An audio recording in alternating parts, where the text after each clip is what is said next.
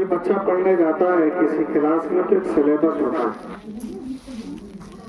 جس کو اردو میں نصاب بولتے ہیں. آپ نے اس سلیبس کے ساتھ میں تیاری کی، نصاب کے اعتبار سے آپ نے اپنے امتحان کی تیاری کی اور کامیاب ہو گئے.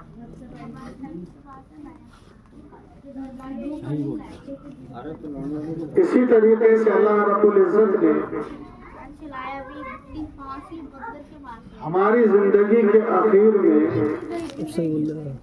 جو امتحانات کا سلسلہ شروع ہونے والا ہے، جس کا پہلا امتحان موت سے شروع ہوگا.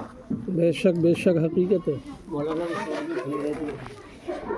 اس کو قرآنی اگزام اور امتحان کا جو سلیبس ہے، اللہ رب العزت نے قرآن کریم کی اس آیت مبارکہ کے مختصر سے حصے میں بیان فرما دیا کہ بس اس پر عمل کر لو اور کامیابی حاصل کر لو. وہ نصاب اور وہ سلیبس ہے کیا؟ اطیعوا اللہ و اطیعوا الرسول. کچھ نہیں کرنا ہے، بس اللہ کی اطاعت کرو اور رسول اللہ کی اطاعت کرو. جس نے اللہ کی اطاعت کر لی، رسول اللہ کی اطاعت کر لی، وہ امتحان میں کامیاب ہوگا انشاءاللہ 100%.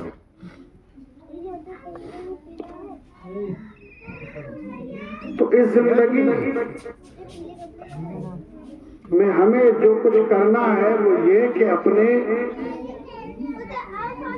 رب کی اطاعت کرنا ہے اور رسول پاک صلی اللہ علیہ وسلم کی اطاعت و فرمانبرداری کرنا ہے.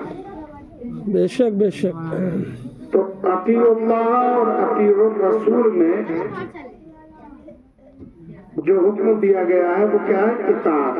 اطاعت سے ہی اطیعوا بنا ہے. کیونکہ یہ درس کی محفل نہیں ہے جو بتایا جائے یہ کون سا صیغہ ہے.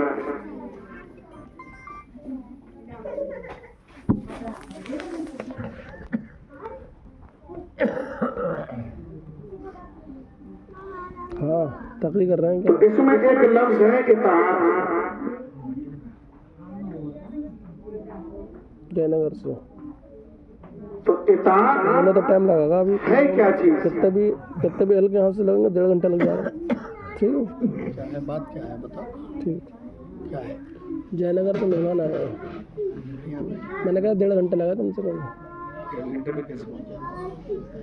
بیٹھے رہنا. درود پاک پڑھیں. اللہم صلی علی سیدنا محمد رب ارنی بجمالک بسم یا رسول اللہ یا حبیب اللہ نبی اللہ. تو ایک لفظ نکل کر آیا اطاعت. اطاعت کیسے کہتے کسے ہیں؟ اطاعت کا مطلب کیا ہے؟ تو اطاعت کا اگر ہم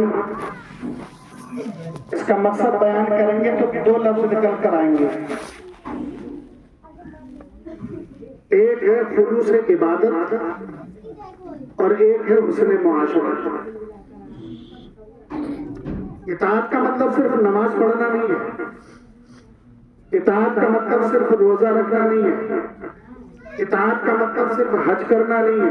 بے شک اطاعت کا مطلب صرف زکوٰۃ دینا نہیں ہے، بلکہ اطاعت کو 2 حصوں میں تقسیم کریے. ایک ہے عبادت اور ایک ہے معاشرت. اور اس کی وضاحت کے لیے ایک لفظ اس کے ساتھ میں لگا لیں گے. خلوص عبادت. عبادت تو بہت کرتے ہیں لیکن اگر عبادت میں خلوص نہیں ہے تو وہ عبادت بیکار ہے. جس عبادت میں ریاکاری ہو، جس نماز میں ریاکاری ہو، جس حج میں ریاکاری ہو، جس روزے میں ریاکاری ہو، جس عبادت میں بھی ریاکاری ہو، وہ عبادت نہیں ہے، وہ دکھاوا ہے. ایک ذہنی جسمانی ورزش کے سوا کچھ بھی نہیں ہے. عبادت وہ ہے جو صرف اور صرف اللہ کے لیے.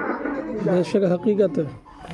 اتنا رائی کے دانے کے برابر بھی اگر کہیں پر یہ ذہن میں ہے کہ میں نماز پڑھوں، لوگ مجھے نمازی سمجھے، پرہیزگار سمجھے، نیکوکار سمجھے، تو وہ عزت دے لیں گے، سلام کر لیں گے، آپ کو نمازی سمجھ لیں گے، لیکن کل قیامت کے دن اگر نماز کا کچھ حصہ مانگا تو اللہ فرمائے گا کہ جو تجھے مطلوب تھا، جو تیرا مقصد تھا، وہ دنیا میں مل گیا، بے شک اب یہاں پر تو کچھ نہیں ہے۔ اگر آپ نے حج اس لیے کیا ہے کہ لوگ مجھے حاجی کہیں، پرہیزگار کہیں،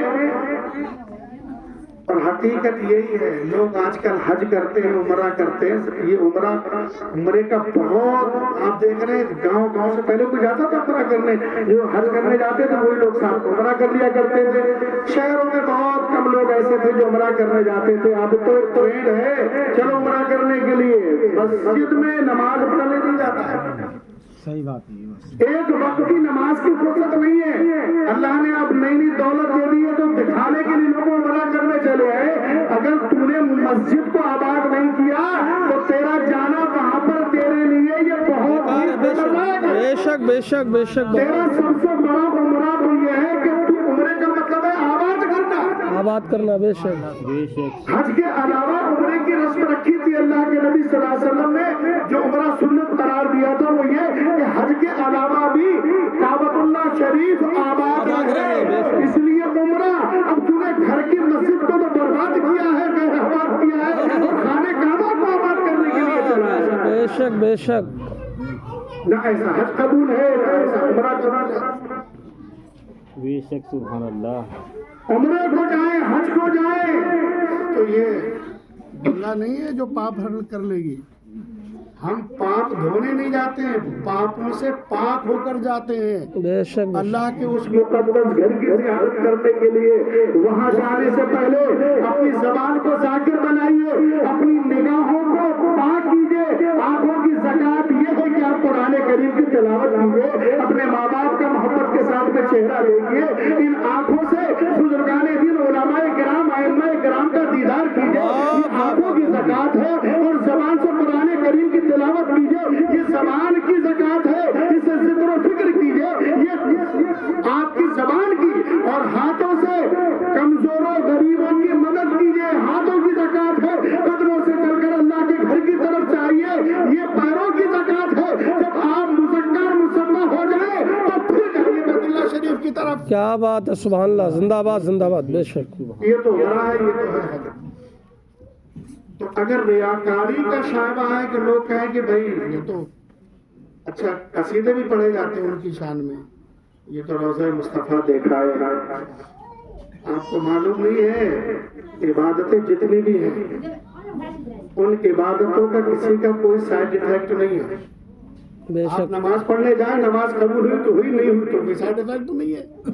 کچھ دوائیں ایسی ہوتی ہیں کہ جو ان کا سائیڈ افیکٹ نہیں ہوتا، اور کچھ کے بہت خطرناک ہوتا ہے۔ بے شک تو وہاں پر اگر آپ گوگل پر سرچ بھی کریں گے تو کہتے ہیں بغیر ڈاکٹر کی اجازت کے لینا بہتر ہے، لینا مت۔ بے شک کیونکہ آپ سمجھ نہیں سکتے ہو۔ تو کچھ دواؤں کا سائیڈ افیکٹ بہت خطرناک ہوتا ہے۔ روزہ، نماز، زکات، روزہ، نماز، زکات، یہ سب عبادتیں ہیں۔ زکات دی قبول ہوئی، نہیں ہوئی تو نہیں ہوئی۔ بخاری شریف پڑھاتے وقت جو پہلی حدیث پاک ہے آپ پڑھیں گے تو جس میں ارکان اسلام کتنے ہیں؟ 5، جس میں آخر میں لکھا والحج المبرور، حج مبرور۔ مبرور کا مطلب کیا ہے؟ تو اس میں آپ حاشیے پہ جائیں گے تو لکھا ہوا المقبول، هو المقبول۔ بے شک یعنی وہ حج جو خدا کی بارگاہ میں مقبول ہو۔ اب اس کے آگے لکھا ہے کہ اگر مقبول نہیں ہوا تو اس کی ضد ہے مردود۔ ایک حج مقبول ہے کہ جو اللہ کے لیے کیا جائے، وہ اتم الحج والعمرۃ للہ، اللہ کے لیے خالص کیا جائے، اور ایک حج وہ ہے جو ریاکاری کے ساتھ میں کیا جائے، تو فرمایا وہ مردود ہے۔ اور آگے ان دونوں کی علامتیں لکھی ہوئی ہیں، سمٹمز لکھے ہوئے ہیں کہ حج مقبول کون سا ہے اور مردود کون سا ہے۔ حج مقبول وہ ہے کہ جب حاجی حج کر کے آئے تو پہلے سے زیادہ نمازی بن جائے، پہلے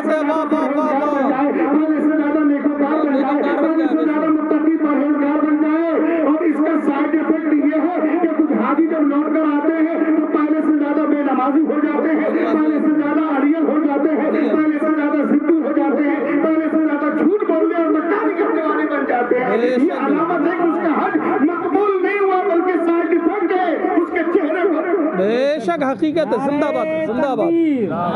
نعرہ رسالت, مسلک اعلی حضرت, جشن میلاد النبی, نعرہ تکبیر. خیر بات یہاں تک پہنچ گئی. میں یہ عرض کر رہا تھا کہ خلوص عبادت میں خلوص ہونا بہت ضروری ہے, اور خلوص کا مطلب خالص ہونا, اور خالص کا مطلب یعنی صرف اللہ کے لیے ہونا. بے شک بے شک. پیور ہونا. عبادت کس کے لیے؟ اللہ کے لیے. کوئی نام و نمود, کوئی شان و شوکت, کوئی جاؤ عظمت, کوئی مطالبہ نہیں کہ لوگ حاجی کہیں, کوئی مطالبہ نہیں ہے کہ کوئی لوگ نمازی کہیں, دل میں ارادہ بھی نہیں ہے, نیت بھی نہیں, صرف اپنے رب کو اور رب کے رسول کو راضی کرنا مقصود ہو. یہ ہے خلوص عبادت. یہ چیز نماز میں بھی لاگو ہوتی ہے, یہ حج میں بھی لاگو ہوتی ہے, یہ زکات میں بھی لاگو ہوتی ہے, تمام چیزوں میں لاگو ہوتی ہے. اگر کسی چیز میں بھی اگر خلوص کی کمی ہے تو وہ عبادت گندے کپڑوں میں لپیٹ کر تمہارے منہ پر مار دی جائے گی. خدا کو صرف اگر صرف کوئی چیز قبول ہے تو وہ خلوص عبادت قبول ہے. ایسی خالص عبادت جو صرف اللہ کے لیے ہے. بے شک بہت عمدہ. بے شک. بے شک سبحان اللہ. اور یہ بہت بڑا انعام, یہ بہت بڑا اللہ کا انعام ہے کہ جو خالص عبادت کوئی کرتا ہے اللہ کے لیے, اور اگر کوئی نہیں کرتا ہے تو وہ اس میں خوش نہ ہو کہ میں عبادت نہیں کرتا ہوں اور یہ عبادت کرتا ہے, اس کے پاس کچھ نہیں ہے, میرے پاس تو سب کچھ ہے. بے شک. یہ عبادت کرنے والا بھٹک رہا ہے بیچارہ ہے کہ ٹائم کے کھانے کے لیے, یہ کوئی معیار نہیں ہے. یہ معیار نہیں ہے. یہ معیار نہیں ہے کہ اللہ آپ سے راضی ہے. اللہ کے راضی ہونے کا معیار یہ نہیں ہے کہ آپ کے پاس بلڈنگ ہے اور وہ دوسرا والا غریب ہے جو غریب ہے, تو اس بات کا معیار نہیں کہ اللہ اس سے راضی نہیں ہو, تم سے راضی ہے. یہ معیار نہیں ہے. ہو سکتا ہے کہ پروردگار عالم تم سے ناراض ہو اور اس سے راضی ہو. کیا بات ہے. واہ. بے شک. حضرت موسیٰ علیہ السلام تقریر فرما رہے تھے, فرمایا کہ اللہ کا عذاب نازل ہو جائے گا, اللہ تبارک و تعالیٰ تمہیں اپنے عذاب میں گرفتار کر لے گا. تو ایک شخص کھڑا ہوا, اس نے کہا 40 سال سے میں نے آج تک کبھی اللہ کا ذکر ہی نہیں کیا. میرے پاس بیٹے ہیں, عزت ہے, عہدہ ہے, فیکٹریاں ہیں, باغ ہیں, نہریں ہیں, کھیت ہیں, کھلیان ہیں, دنیا بھر کی جائیدادیں ہیں, میرے پاس تو کوئی کمی ہے نہیں, اور میں نے تو خدا کا ذکر 40 سال سے نہیں کیا. حضرت موسیٰ نے عرض کی پروردگار یہ بندہ تو جب میں ڈرا رہا تھا نا لوگوں کو تیرے عذاب سے, تو وہ ایک بندہ کھڑا ہوا, اس نے اس طرح سے مجھ سے کہا کہ دیکھ میرے پاس بیٹے ہیں, بیٹیاں ہیں, خاندان ہے, رشتے دار ہیں, رہتا ہے, پورا دھمک ہے, چمک ہے, لوگوں میں عہدہ ہے, سب کچھ ہے, میرے پاس کسی شے کی کمی نہیں. عذاب کہتے کسے ہیں؟ تو اللہ رب العزت نے ارشاد فرمایا اے موسیٰ میرا جو سخت ترین عذاب ہے, جو سب سے خطرناک ترین عذاب ہے, میں نے اس عذاب میں اس کو گرفتار کر کے رکھا. بے شک. بے شک. اللہ. سب سے خطرناک عذاب میں یہ گرفتار ہے, اسے پتہ نہیں ہے کہ مولا وہ عذاب کیا ہے. تو فرمایا کہ میں جب جس سے ناراض ہوتا ہوں بے انتہا تو اس سے سجدے کی توفیق چھین لیتا ہوں, ذکر کی توفیق چھین لیتا ہوں. بے شک. اللہ. اللہ. کوئی نمازی نہیں ہے اور اس کے بعد دولت ہے, تو اس کا مطلب یہ کہ اللہ نے اس پتنگ کی طرح اس کا حال بنا رکھا ہے کہ جو اتنی اوپر چلی گئی ہے کہ اب اس کی ڈور ٹوٹنے کا خطرہ ہے. بے شک. تو اللہ تبارک و تعالیٰ جس سے راضی ہوتا ہے اس کے راضی ہونے کی علامت کچھ اور ہے. بے شک. علامت یہ ہے کہ اس کے اندر سے دکھاوا ختم ہو جاتا ہے, ریاکاری ختم ہو جاتی, وہ تنہائیوں میں اٹھ کر اپنے رب کو یاد کرتا ہے. بس یہ ہے اس کی رضامندی کی دلیل. اب اس کے پاس میرے مصطفیٰ نے کتنی پریشانیاں اٹھائی. شیب ابی طالب میں محصور رہے اللہ کے رسول, مجبور ہو گئے لوگ پیڑ کی چھال اور پتے کھانے تک پر, اتنی تکلیفیں اٹھائیں. کیا یہ اس بات کی علامت ہے کہ میرا رب میرے مصطفیٰ سے راضی نہیں تھا؟ کیا بات. بے شک. بلکہ رب نے تو یہ فرمایا کہ وَلَسَوْفَ يُعْطِيكَ رَبُّكَ فترضى. بے شک. خدا کی رضا چاہتے ہیں تو عالم, اور خدا چاہتا ہے رضائے محمد. بے شک. رضامندی کا عالم تو میرے مصطفیٰ سے یہ ہے. بے شک. بات یہ ہے کہ عبادت ہو تو خلوص کے ساتھ ہو. دوسرا کیا؟ حسن معاشرہ. बस चंद मिनट। क्या है? हुस्न मुआशरत, जिसको हम कहते हैं सामाजिकता, हिंदी में कहते हैं, जिसको कहते हैं रहन सहन। और रहन सहन के अंदर एक लफ्ज मैंने मुआशरत का मतलब रहन सहन, उसमें जोड़ दिया लफ्ज हुस्न मुआशरत। रहने सहने को तो जानवर भी रह लेते हैं, जिंदगी गुजारने का नाम मुआशरत है। तो मुआशरत जानवरों के अंदर नहीं पाई जाती, जी वो भी लेते हैं। जीने का जो दस्तूर, जो आईन मेरे मुस्तफा ने बताया, क्या बात है, सुभान अल्लाह, उसको कहते हैं हुस्न मुआशरत, हुस्न मुआशरत, बेशक, जिसमें हुकूक है। और याद रखें कि अगर आपने इबादत में कोताही की तो अल्लाह रब्बुल इज्जत का करम को चाहे तो माफ कर दे, लेकिन अगर आपने हुस्न मुआशरत में यानी रहन सहन में यानी हुकूक की अदायगी में कोताही की है तो अल्लाह रब्बुल इज्जत हरगिज माफ नहीं फरमाएगा। अगर किसी ने किसी को तकलीफ पहुंचाई तो जिसको तकलीफ पहुंचाई अगर वो खुलूस से दिल से उसको माफ न कर दे तो अल्लाह की बारगाह से उसको माफी मिलने वाली नहीं। हुस्न मुआशरत में सबसे आला दर्जा है वालिदैन के साथ में हुस्न सुलूक करना, बेशक सबसे आला दर्जा क्या है? वालिदैन के साथ में हुस्न सुलूक। और ये बहुत बड़ी दौलत है क़यामत के दिन। नाफिज करने में तो इबादत पहले है, लेकिन खुदा के यहाँ जब तुमसे सवाल जवाब, वहाँ जब तुम्हारे अमाल की गठरी खोली जाएगी तो वहां पर पहले नमाज हज और रोजे के ताल्लुक से आपसे कुछ नहीं पूछा जाएगा। पहले ये बात का सवाल है। पहला पेपर जो होगा, जो पहला इम्तिहान होगा, जो पहले सवालात होंगे वो हुस्न मुआशरत के ताल्लुक से होंगे। और हुस्न मुआशरत में सबसे आला दर्जा किसका है? वालिदैन के साथ फर्मा बरदारी का। तो यूं समझ लीजिए कि सबसे पहले पूछा जाएगा ईमान के बाद, ईमान के बाद इश्क़ रसूल के बाद, मोहब्बत रसूल के बाद अगर सबसे पहले पूछा जाएगा तो वो वालिदैन की फर्मा बरदारी के ताल्लुक से।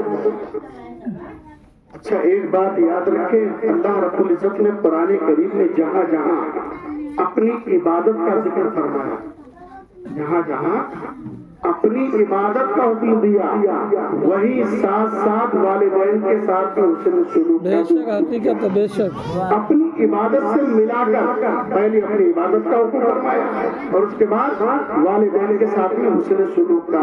इसी से अंदाजा कर लीजिए कि कितना अहम है। कुरान करीम में तो हुक्म पहले इबादत का है, लेकिन जब सवाल होगा तो पहले सवाल इबादत के ताल्लुक से नहीं होगा बल्कि वालिदैन के साथ में हुस्न सुलूक।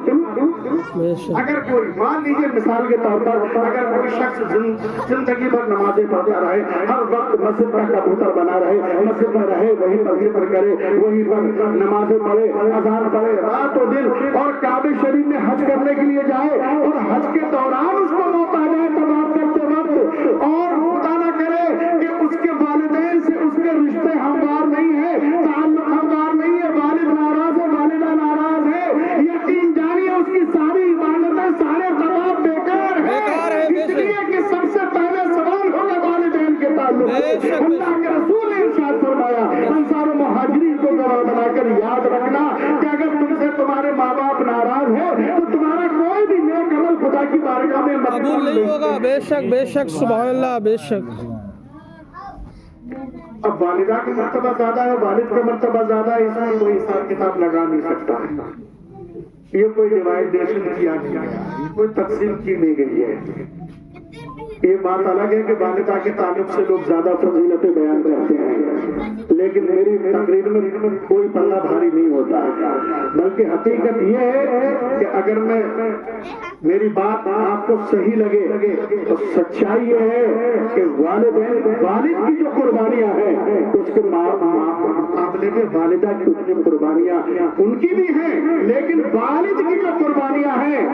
अच्छा, हम लोग वालिदा की तारीफ क्यों ज्यादा करते हैं, फजीलत बयान क्यों करते हैं? इसलिए कि वालिद जो होता है, बाप जो होता है ना, वो अपनी मोहब्बत को छुपाता है, बेशक बाप अपनी मोहब्बत को छुपाता है। आपको मालूम जो बाप है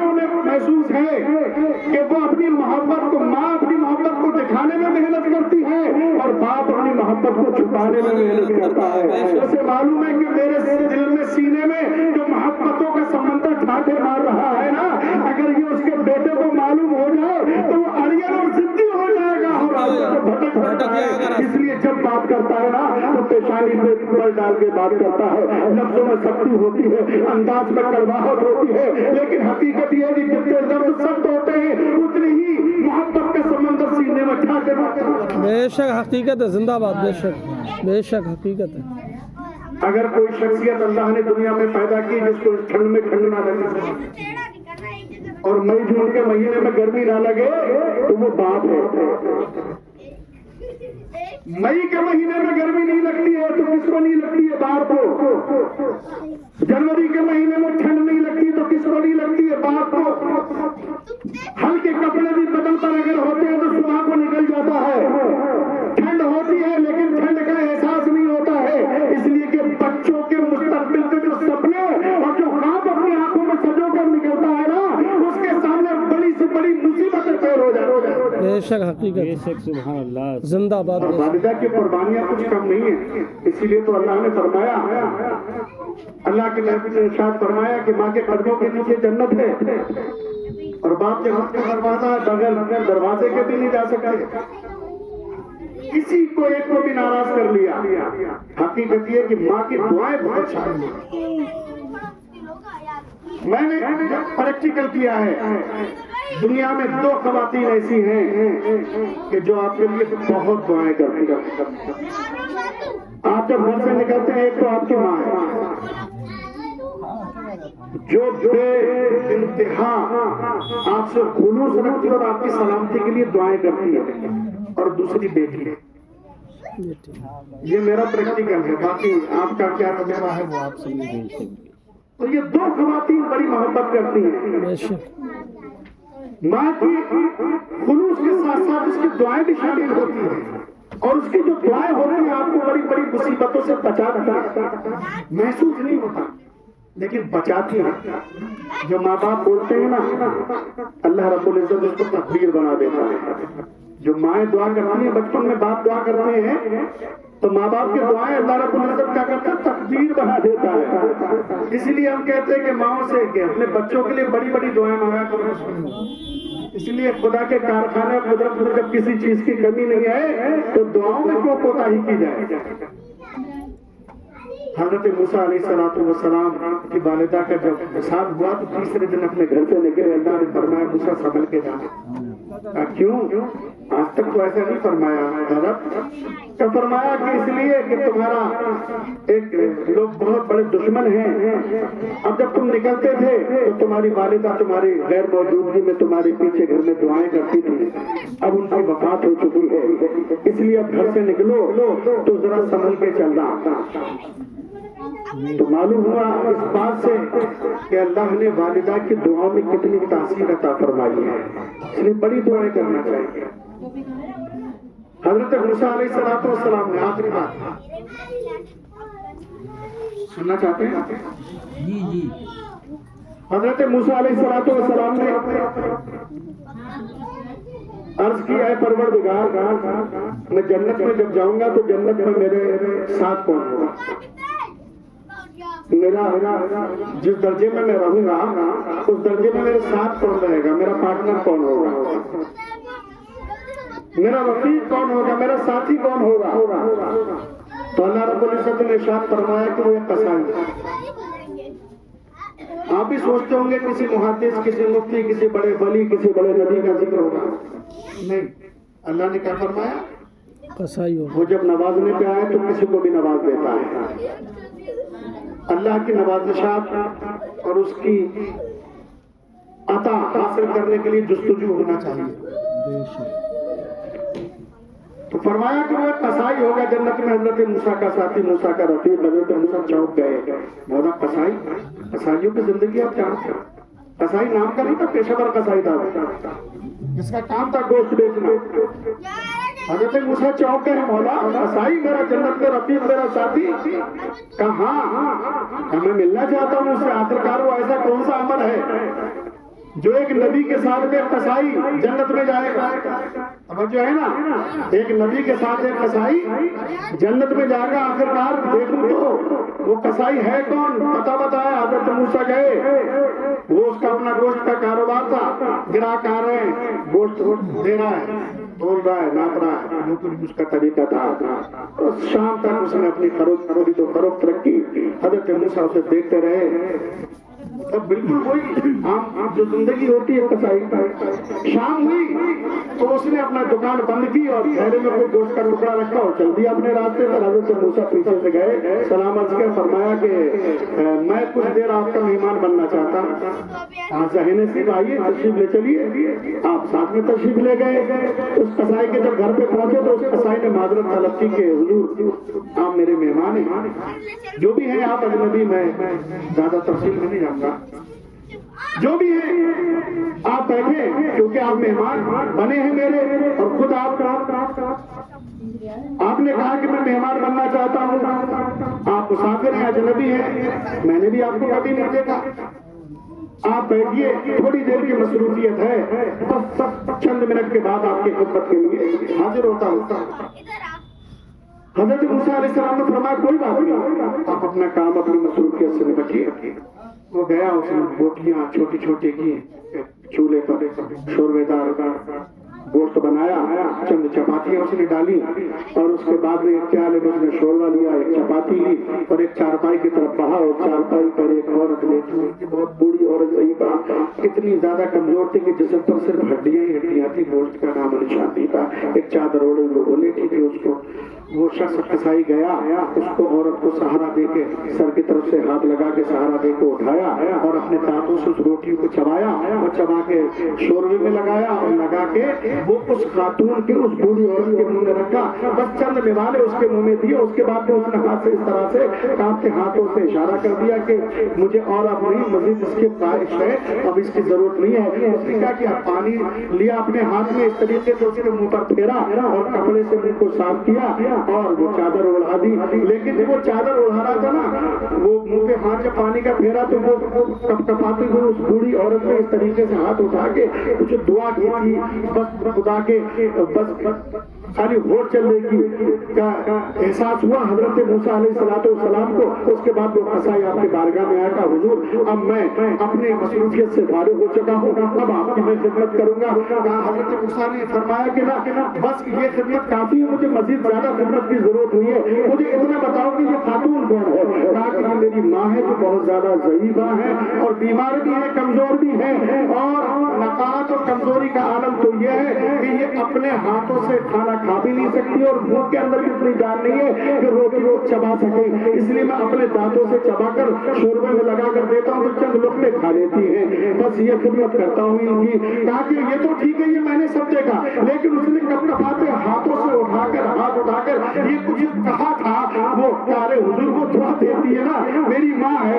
کیا دعا دی؟ کارے اتنی بڑی دعا دیتی ہے کہ بیان کرتے ہوئے شرم آتی ہے، بیان کرتے ہوئے شرم آتی، کیا پتا ہے وہ کیا دعا دیتی؟ کار حضور چھوٹا وہ بڑی بات ہے، ماں ہے تو بہت بڑی دعا دیتی ہے، کیا دعا بتاؤ تو آخر وہ دعا دیتی کیا ہے؟ تو کہا اس قصائی نے کہ جب میں اس کی خدمت کر کے یہ کھانا کھلاتا ہوں تو وہ مجھے ہاتھ اٹھا کر روزانہ اسی طریقے سے دعا دیتی ہے، اور دعا میں ایک ہی جملہ بولتی ہے کہ جنت میں اللہ رب العزت تجھے موسیٰ کا ساتھی بنا دے۔